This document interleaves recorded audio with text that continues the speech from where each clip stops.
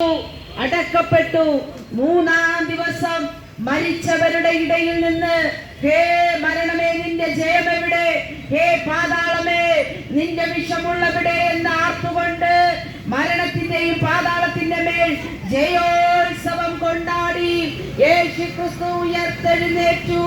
ആ യേശു ഇന്നും ജീവിക്കുന്നു.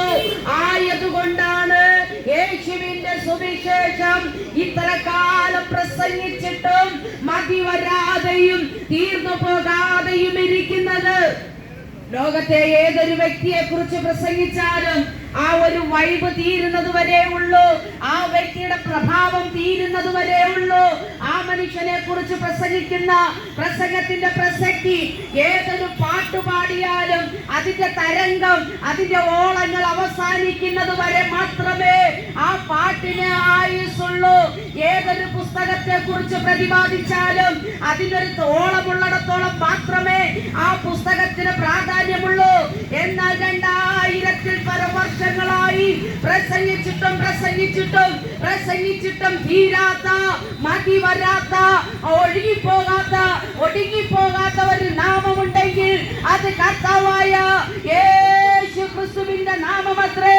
ഉലകത്തിൽ 24 മണിക്കൂറും പ്രസംഗിക്കപ്പെടുന്ന ഒരു നാമമുണ്ടെങ്കിൽ സാക്ഷാൽ ദൈവമായ ഏക സത്യ നിത്യ ദൈവമായ യേശു ക്രിസ്തുവിന്റെ നാമമത്രേ.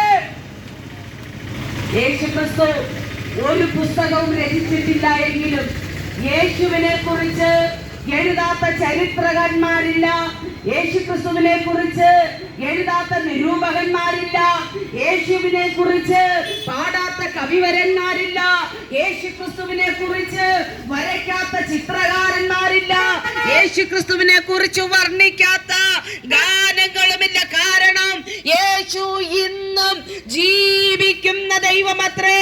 യേശു ക്രിസ്തു പിതാവായ ദൈവത്തിന്റെ വലത്തുഭാഗത്തിരുന്നു കൊണ്ട് എനിക്കും നിങ്ങൾക്കും വേണ്ടി മധ്യസ്ഥത അണയ്ക്കുന്ന ജീവനുള്ള ദൈവമത്രേ. അതുകൊണ്ട് ആ സാക്ഷാൽ ദൈവമായവൻ താങ്കളെയും സ്നേഹിക്കുന്നത് കൊണ്ട് താങ്കളുടെ ചെവികൾക്ക് ഇന്ന് പകലിൽ സത്യ സുവിശേഷം എന്തെന്ന് കേൾക്കുവാൻ ഭാഗ്യമുണ്ടായത്. നാളെ എന്തെന്ന് നമുക്കറിയത്തില്ല. നാളെ നമ്മെ ഈ കാണുന്ന എത്ര പേർ ജീവനോടെ ഭൂമിയിൽ ഉണ്ടാകുമെന്ന് നമുക്ക് ഉറപ്പ് പറയാൻ കഴിയില്ല. പ്രസംഗിക്കുന്ന ഞാൻ ഉണ്ടാകുമോ എന്ന് എനിക്കൊരു ഗ്യാരണ്ടിയുമില്ല. ഒരു മുറ്റത്ത് നിൽക്കുന്ന ഒരു പൂവിനും പുല്ലിനും ഒരു ദിവസത്തെ ആയുസ് അവകാശപ്പെടുവാനുള്ളപ്പോൾ ദൈവത്തിന്റെ കരങ്ങളാൽ സൃഷ്ടിതമായ മനുഷ്യന് ഒരു നിമിഷത്തെ ആയുസ് പോലും നമുക്ക് ഗ്യാരണ്ടി പറയുവാൻ കഴിയുന്നതല്ല. നാം അകത്തേക്ക് എടുക്കുന്ന ശ്വാസം പുറത്തേക്ക് വിടുവാൻ കഴിയുന്നില്ല എങ്കിൽ നമ്മുടെ പ്രയത്നം എത്ര വ്യർത്ഥമാണെന്ന് ചിന്തിച്ച് ഇന്ന് പകലിലും 3 മരണവാർത്തകളെ കേട്ടുകൊണ്ട് ഞാൻ ഈ പ്രസംഗവുമായി, വിശുദ്ധ വേദപുസ്തകവുമായി നിങ്ങളുടെ അടുക്കൽ നിൽക്കുന്നത്. പ്രായമുള്ളവരൊന്നുമല്ല. 40 വയസ്സ്, 44 വയസ്സ്, 35 വയസ്സുള്ള യൗവനക്കാർ പൊടുന്നനവേ തങ്ങൾ കുഴഞ്ഞു വീണ് മരിച്ചു മാറ്റപ്പെട്ട ദുഃഖവാർത്തയോട് കൂടെയാണ് ഞാൻ ഈ പകലിൽ ഇവിടെ നിൽക്കുന്നതിന്റെ അർത്ഥം എന്താണെന്നറിയാമോ? മരണത്തിന് വകഭേദമൊന്നുമില്ലാതെ മരണത്തിന്റെ മുമ്പിൽ സകലരും ഒന്നുപോലെ ഉള്ളു. മാതാവിന്റെ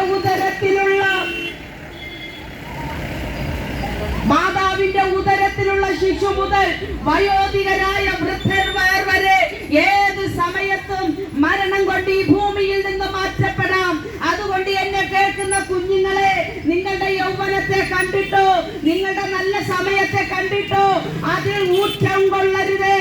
യൗവനം മായയത്രേ എന്ന് വേദപുസ്തകം പറയുന്നു. അതുകൊണ്ട് യൗവനക്കാരാ, നിന്റെ യൗവനകാലത്ത് തന്നെ നീ നിന്റെ സൃഷ്ടാവിനെ ഓർത്തുകൊണ്ടാൽ നന്നായിരുന്നു. ചിലരോട് ഞങ്ങൾ പറയാറുണ്ട്, കുഞ്ഞെ രക്ഷിക്കപ്പെട്. അപ്പോൾ അവർ പറയാറുണ്ട്, ഇല്ല, ഞങ്ങൾ കളിച്ചു നടക്കുന്ന സമയമാ, ഇത് ഞങ്ങളുടെ യൗവനമാ, ഇത് ഞങ്ങൾക്ക് ഇഷ്ടമുള്ളതുപോലെ നടക്കുവാനുള്ള ടൈമാ, ഇന്ന് ഞങ്ങൾ കുടിക്കട്ടെ, തിന്നട്ടെ, ആനന്ദിക്കട്ടെ, നാളെ എന്താകുമെന്ന് അറിയില്ലല്ലോ എന്ന്. യൗവനമായത്രേ. ഹല്ലേലൂയ. ഏതു മനുഷ്യനും ഉറച്ചു നിന്നാലും ഒരു ശ്വാസം അത്രേ.